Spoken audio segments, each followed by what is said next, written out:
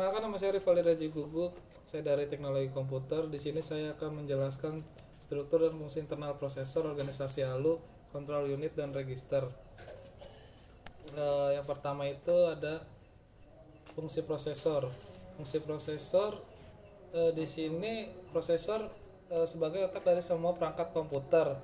Prosesor juga sempat memiliki beberapa fungsi lain yang tidak kalah penting. Berikut fungsi-fungsi perangkat prosesor. Yang pertama itu ada perangkat untuk memproses informasi. Fungsi utama prosesor dalam komputer adalah melakukan processing informasi dalam komputer. Yang kedua itu ada mengintegrasikan seluruh komponen komputer. Dalam komputer terdapat banyak komponen internal yang saling bekerja sama antara komponen satu dengan lainnya.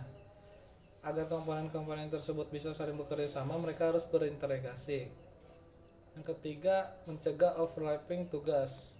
Fungsi proses dalam komputer adalah untuk memastikan tidak adanya overlapping tugas. Ketika komponen komputer mengalami overlapping, maka yang terjadi adalah kekacauan akses data. Yang keempat, menjaga performa komputer. Untuk menguji kecepatan komputer juga bisa kamu lihat dari bagaimana prosesor bekerja. Namun seberapapun pentingnya peran prosesor pada komputer, alat kecil ini tidak bisa bekerja sendirian. Untuk menjalankan tugasnya, prosesor membutuhkan komponen lainnya seperti RAM, VGA, hard disk, dan lain-lain. Yang kelima ada mengolah perhitungan algoritma. Fungsi teknis prosesor adalah memproses kalkulasi algoritma. Dengan adanya proses perhitungan algoritma ini, komponen komputer dapat melaksanakan perintah sesuai yang kamu inginkan.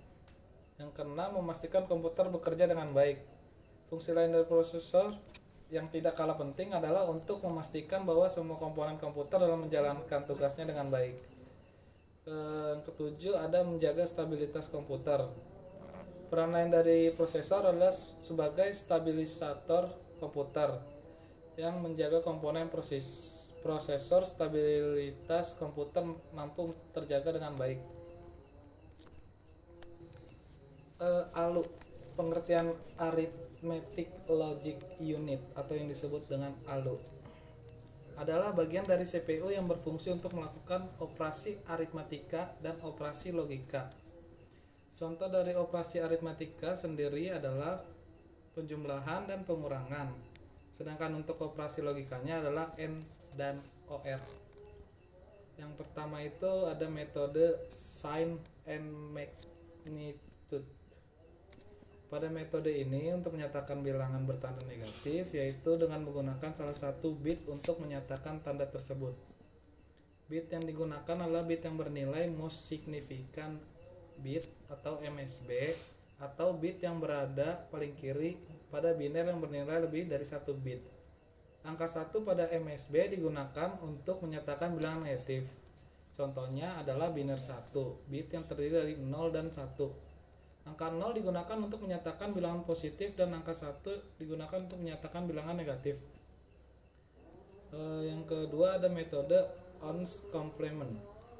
Pada metode ini untuk menyatakan bilangan bertanda negatif yaitu dengan mengembalikan seluruh bit dari bilangan bit positifnya. Yang ketiga itu ada metode two's complement. Secara garis besar metode ini sama dengan metode ones complement, namun terdapat perbedaan, yaitu dihilangkannya dengan angka 0 negatif dengan menambahkan angka min 1 pada bilangan negatif.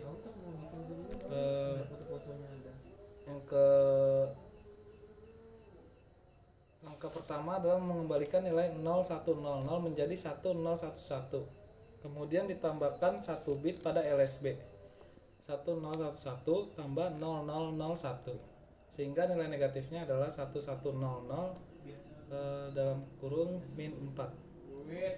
Sekian dari penjelasan saya. Terima kasih.